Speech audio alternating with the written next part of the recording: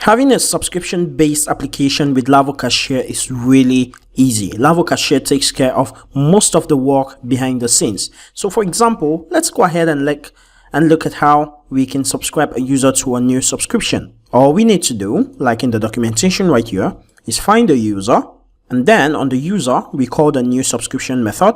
We pass in the name of the subscription, and then we also pass in the name of the subscription on our Stripe dashboard, and then we call the create method and we pass in the token. That's all we need to create a subscription. But then look at this token right here. Where is the token coming from? What is the token? This brings us to understanding how Stripe works, and this is what we're going to be covering in this lesson. To understand how Stripe works, we're going to start by checking out our dashboard.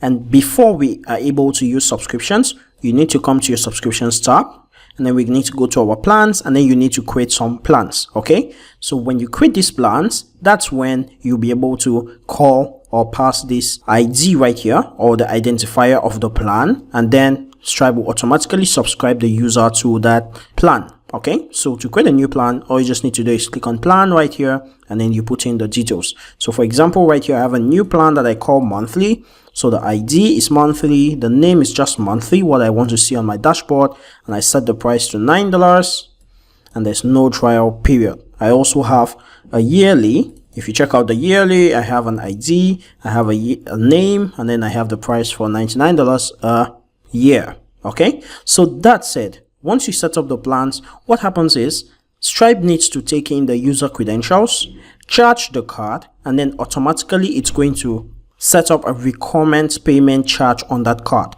Okay, so if you pass in a card and you tell Stripe subscribe that card to this monthly plan, every month it's going to charge the user $9. But then if you subscribe to the yearly, every year it's going to subscribe to $99. Okay, so the question that still remains is, how do we pass in the Stripe token? The Stripe token is a representation of the user's card. Remember, our database is not going to contain any credit card numbers or any expiry dates for users' credit cards numbers, but it's going to contain an identifier for that particular user in our database. Okay, we're going to be looking at it. But what happens is we pass in the credit card information to Stripe via an API call, and then Stripe is going to return to us a Stripe token. When we get that Stripe token, we pass into this method, and then Laravel Cashier is going to make another API call to Stripe to create that subscription. Okay, so how do we get the user's credit card to Stripe so that Stripe can return to us the Stripe token? Let's check out Stripe documentation. So remember the procedure. First, we take our user's credit card, we send it to Stripe. Stripe is going to convert this credit card encryption and all of that good stuff into a token, so a string. So a string representation of the credit card so that it's very secure. It's going to give us back that string. We would give the string to Laravel Cashier. Laravel Cashier would pass in the string back to Stripe, and then it's going to pass in the name of the plan and make sure the name of the plan is also a plan that you created right here. And then Stripe is going to subscribe that user to the plan and then charge the user. Okay, so how do we get the credit card and then send it to Stripe? We need to use checkout. So in your Stripe docs, visit payments and then visit checkout, and then you can go to reference. And what reference is going to do is going to teach us how to integrate this Stripe checkout.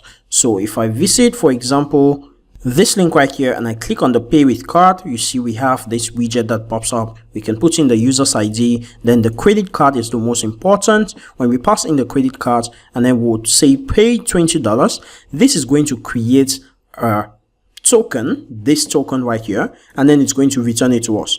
And then once that token is returned to us, we can now send it to Laravel Cashier, and then Laravel Cashier is going to subscribe that user using that token, which is a representation of the user's credit card details. Okay, so our main point now would be to integrate this functionality on our front end to make it work. Therefore, let's write some Vue.js in the very next episode.